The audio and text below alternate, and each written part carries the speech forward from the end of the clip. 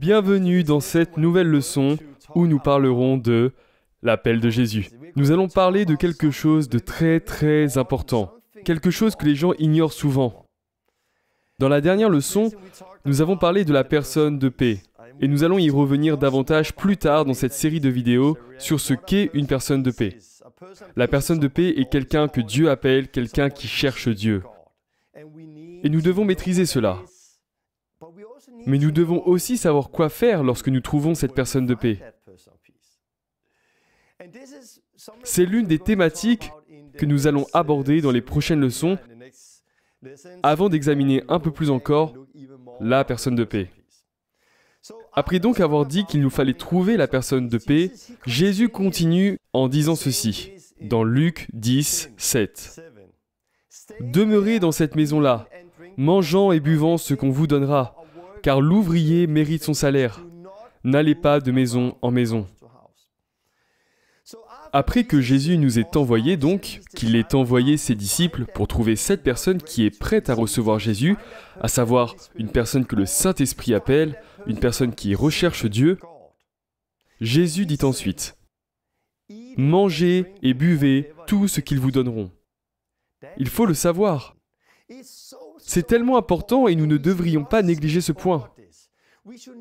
Nous ne devrions pas ignorer que Jésus nous appelle à manger et boire avec cette personne de paix. Pourquoi ? Je pourrais vous montrer tellement d'exemples montrant à quel point c'est important.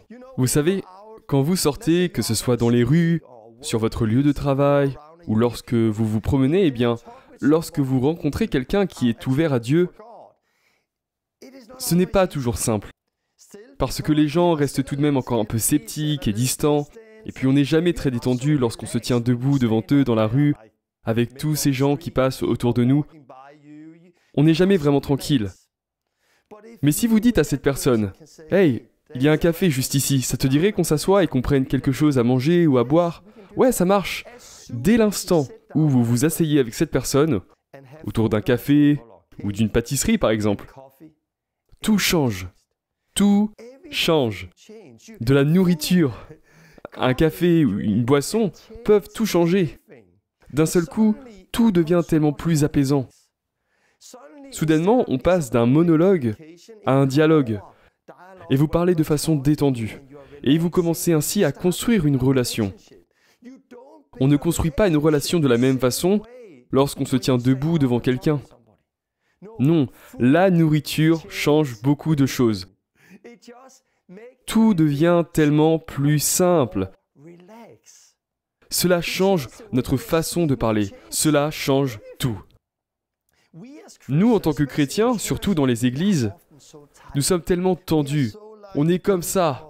Je me souviens qu'il y a quelques années, je suis allé dans une église, je parlais avec le pasteur, un super gars. Nous parlions et avions une conversation tout à fait normale, mais ensuite il est monté sur l'estrade. Et il a subitement changé. Alléluia! Alléluia! Bienvenue dans la maison de Dieu aujourd'hui! Alléluia! Il avait complètement changé, il était devenu bizarre. Quand j'ai vu ça, je me suis dit, mais qu'est-ce qui se passe? 5 minutes plus tôt, on discutait tout à fait normalement et il était hyper détendu, mais maintenant il a changé et il est devenu ultra religieux. Et c'est ce que nous voyons dans les églises. Et nous voyons aussi cela parfois en dehors des églises. Il faut qu'on se détende. Restons simples. Mangeons. Il faut qu'on se détende. Nous devons commencer à faire ce que Jésus a déclaré. Sortez, trouvez la personne de paix, puis posez-vous avec eux, mangez et buvez, partagez l'évangile, guérissez les malades, chassez les démons, faites ce que Jésus a dit. Il y a de nombreuses années, je ne faisais pas ce que Jésus demandait. Quand je trouvais une personne de paix, plutôt que de me poser avec eux, là où ils sont, mangeant et buvant ce qu'ils me donnent, partageant l'évangile et guérissant les malades, j'ai fait une erreur que beaucoup de gens ont commise. Je les ai invités à l'église. Quand je trouvais quelqu'un ouvert, je disais « Ah, vous êtes ouvert, alors venez avec moi à l'église !» Et vous savez quoi ? La plupart des gens ne sont jamais venus. Pourquoi ? Parce que c'est une chose d'être ouvert le lundi ou le mardi dans la rue. Mais c'est autre chose d'aller à l'église le dimanche. S'ils sont ouverts le lundi, que votre échange a été bon, mais que vous dites rendez-vous dimanche à l'église, Satan aura plusieurs jours pour les remplir de doutes. Il aura plusieurs jours devant lui pour trouver toutes sortes d'excuses pour ne pas se rendre à l'église. J'ai ainsi rencontré énormément de personnes de paix lors de mes sorties qui étaient ouvertes et je les ai invités à l'église. Et la plupart d'entre eux ne sont jamais venus.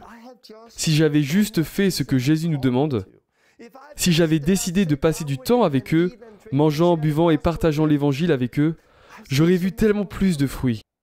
Mais je me rappelle qu'une fois, j'ai réussi à ramener quelqu'un avec moi à l'église.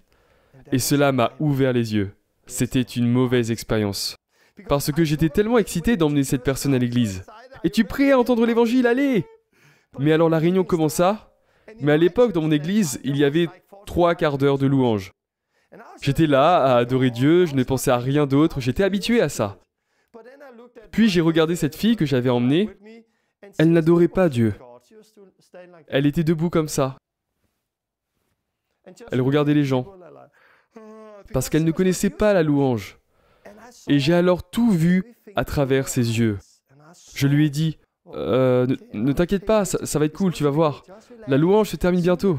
Et dans ma tête, je me disais, allez, plus vite, allez, dépêchez-vous. Après 45 minutes de louange, il y avait un partage d'informations qui n'en finissait plus. Et puis ils ont parlé d'argent, de la dîme, donner de l'argent, donner de l'argent, donner de l'argent. Je la regardais et je voyais ses yeux devenir de plus en plus grands. Je lui ai dit, non, ce n'est pas qu'une question d'argent. J'avais envie de leur dire, taisez-vous, ne dites pas ça. Et après avoir parlé d'argent et d'informations en tout genre, il y avait de la louange de nouveau. Je me disais, mais s'il vous plaît, parlez de l'évangile, s'il vous plaît, amenez l'évangile. Et puis finalement, ils en sont venus à l'évangile, où le pasteur expliquait comment Abraham prit un couteau pour offrir Isaac en sacrifice, et c'était juste incompréhensible. Et à l'issue de cette réunion, il a demandé que ceux qui veulent accepter Jésus lèvent la main. Il n'y avait pas eu d'évangile, il n'y avait pas eu de repentance, ni de baptême, il n'y avait rien eu de tout cela. J'ai arrêté d'inviter les gens à l'église. Pourquoi? Parce que Jésus ne nous a jamais appelés à faire ça. Essayez d'imaginer cela. Si vous invitez quelqu'un à McDo, ça te dirait qu'on se pose à McDo? Ok, allons s'asseoir. Vous vous asseyez, puis d'un coup vous dites « Alléluia, bienvenue chez McDonald's. Alléluia, c'est si bon de te voir à McDonald's. Aujourd'hui, nous allons manger un gros Big Mac. Alléluia. Et nous allons manger de la glace et un milkshake. Alléluia. » Et vous parlez comme ça, non-stop, pendant 45 minutes en disant « Amen, Amen. » Est-ce que vous ferez ça au McDo? Non, certainement pas. Ou alors vous êtes fou. Sérieusement, que faites-vous à McDo, Burger King ou tout autre endroit? Vous vous asseyez et vous êtes détendu, vous ne changez pas votre façon de parler. Et vous parlez, vous discutez, vous communiquez. Et lorsque vous êtes posé avec quelqu'un à manger et à boire, vous n'avez pas besoin de 45 minutes de louange, ni même de donner une offrande. Vous n'avez pas besoin non plus d'écouter un tas d'informations. Vous pouvez aller droit au but en lui partageant l'évangile. Vous pouvez aller directement à l'évangile et donner à cette personne ce dont elle a besoin. Et alors, vous pouvez amener cette personne à Christ et la baptiser d'eau et du Saint-Esprit. Et la relation que vous allez construire avec eux sera naturelle. Et vous pourrez les accompagner dans leurs premiers pas au lieu de les emmener à l'église et de faire appel au pasteur qui n'a pas assez de temps pour accompagner tout le monde. Nous devons changer notre façon de faire, de notre façon à celle de Jésus. Quand j'ai décidé d'arrêter d'inviter les gens à l'église il y a quelques années, et que j'ai commencé à les inviter dans un café, chez eux ou chez moi, à passer du temps ensemble et à construire une relation avec eux en discutant, en prenant du temps pour leur partager l'évangile, puis je les ai baptisés d'eau et du Saint-Esprit, j'ai guéri les malades, chassé les démons, tout a changé. Nous avons commencé à voir beaucoup de gens venir au Seigneur.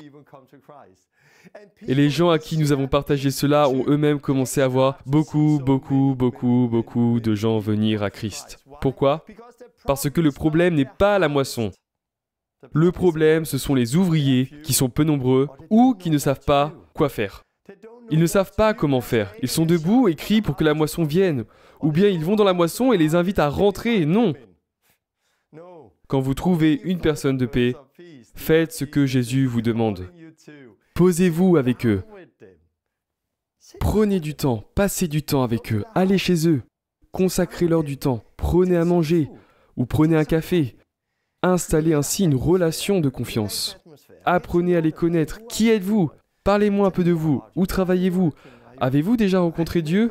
Est-ce nouveau pour vous? Est-ce que ça te parle tout ça? As-tu la foi? Vous êtes-vous repenti? Avez-vous été baptisé d'eau? Non, pas encore? Ok. Connaissez-vous le parler en langue et le Saint-Esprit? Ok, vous ne connaissez pas.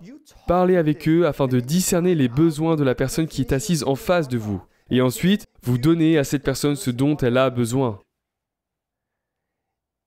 C'est tellement plus efficace que de les inviter simplement dans une église où ils ne comprennent pas la moitié de ce qui se passe. Oui, je sais qu'en disant cela, certains d'entre vous diront « Oh, c'est trop dur, je n'ai jamais fait ça auparavant, je n'ai jamais conduit personne à Christ, je les ai simplement invités à l'église et j'ai laissé le pasteur faire le reste. » Tout d'abord, je tiens à dire que oui, tout début est difficile. Mais je veux aussi dire que cela devient de plus en plus facile avec l'habitude. Mais est-ce que je peux vous interpeller? Si vous avez été chrétien pendant 5, 10, 15, 20 ans et que vous ne savez toujours pas comment amener quelqu'un à Christ, ne pensez-vous pas que vous devez changer quelque chose? Si vous ne savez pas comment faire aujourd'hui, alors ne continuez pas à faire ce que vous avez fait les 5, 10 dernières années. Ne vous faites pas avoir. Jésus vous a appelé à être des pêcheurs d'hommes. Il vous a appelé à lui obéir. Il ne vous a pas seulement appelé à entrer dans l'église et regarder d'autres personnes le faire. Repentez-vous. Détournez-vous de votre désobéissance. Repentez-vous et commencez à obéir à Jésus. Commencez à obéir à l'appel qu'il vous a donné. Et je le dis et je le répète, son appel ne consiste pas seulement à se tenir sur une estrade. Il ne s'agit pas seulement de rester debout avec un micro à la main. L'appel de Jésus est quelque chose d'accessible pour tous et que tout le monde peut faire. Bien entendu, tout le monde ne peut pas se tenir devant 10 000 personnes avec un micro à la main. Mais tout le monde peut s'entretenir avec quelqu'un tout en mangeant et buvant. Tout le monde peut se poser avec quelqu'un et apprendre à partager l'évangile, sur la table d'un café par exemple. Tout le monde peut apprendre à faire ce que Jésus nous a demandé. Et plus tard, dans cette série de vidéos et dans mon livre L'appel de Jésus, nous vous donnerons davantage d'outils pour que vous sachiez comment partager l'évangile quand vous vous trouvez avec une personne de paix. Pourquoi Jésus nous dit de ne pas aller de maison en maison? Comment construire des églises de maison? Dans la suite du livre, nous allons vous donner de plus en plus d'outils. Non seulement pour vous aider à trouver la personne de paix, mais aussi pour que vous sachiez quoi faire lorsque vous la trouvez, afin que vous soyez équipés et prêts pour ce moment. Et pour être honnête, si je regarde en arrière, je marche avec Dieu depuis 25 ans maintenant. J'ai commencé à parler de Jésus quand je me suis converti il y a 25 ans. Mais je suis attristé.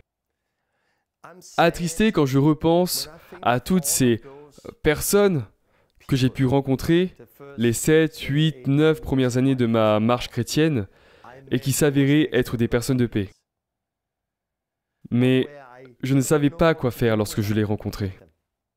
La plupart du temps, je faisais l'erreur de les inviter à l'église. Et ils rentraient et ils sortaient aussitôt. Je suis si triste pour tous ces gens rencontrés durant la semaine. Et au lieu de profiter de ce moment, au lieu de saisir cette opportunité donnée par Dieu, de se poser avec eux, de faire ce que Jésus nous demande, j'ai manqué l'occasion. Je les ai juste invités à l'église. Beaucoup d'entre eux ne sont jamais venus, et de ceux qui venaient, très peu recevaient l'évangile. Si je l'avais fait seulement à la manière de Jésus, si je savais tout ce que je vous partage maintenant, j'aurais vu tellement de vies supplémentaires être transformées. Car, comme je l'ai déjà dit, c'est une chose d'être réceptif dans les rues, d'être ouvert et d'avoir une bonne conversation quand vous rencontrez ces gens sur votre lieu de travail, dans votre école ou lorsque vous faites des courses. Mais c'est autre chose d'aller à l'église. Beaucoup de gens ne veulent pas aller à l'église. Ils en ont assez de l'église.